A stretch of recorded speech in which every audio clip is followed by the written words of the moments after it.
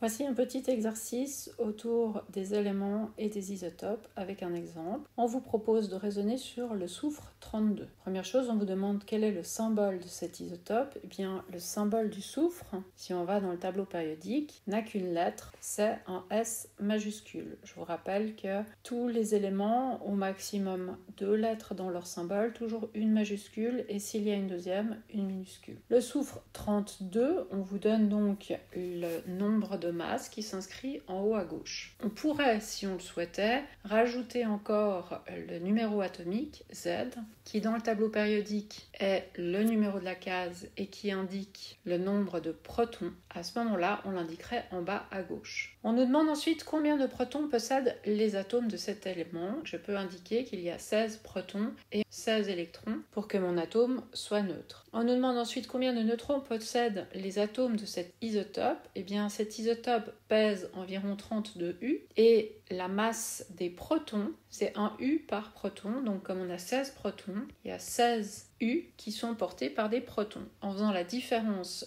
du nombre de masses et du nombre de protons, Z, donc numéro atomique, on obtient 16. Les atomes de soufre 32 ont 16 neutrons. On nous parle ensuite de l'isotope du même élément qui possède cette fois 2 nucléons de plus et on nous demande le nom de cet élément. Donc cette fois on ne nous demande pas le symbole mais le nom. Le nom, c'est le nom de l'élément suivi du nombre de masses si on veut préciser l'isotope. Donc ici on avait précédemment du soufre 32. S'il y a 2 nucléons de plus, il y a 2 U environ de plus. Donc on a affaire à du soufre 34. Le nombre de protons et le nombre d'électrons n'ont pas changé parce qu'il s'agit du même élément, le soufre. Nous avons donc 16 protons, 16 électrons. Par contre, le nombre de neutrons, lui, a changé, puisque notre masse est de 34, moins la masse des 16 protons, on obtient 18 neutrons. Si je veux aller vérifier si cet isotope existe, je peux aller dans la table CRM, où sont listés les isotopes qui existent naturellement, avec indiqué systématiquement le numéro atomique, c'est-à-dire le numéro de la case dans le tableau périodique, le symbole, le nombre de masses, c'est-à-dire le nombre de nucléons, la masse atomique exacte en U de chacun des isotopes et l'abondance de chacun de ces isotopes. Si je vais voir ce qui est indiqué pour le soufre, je vois qu'il existe du soufre 32 qui est largement majoritaire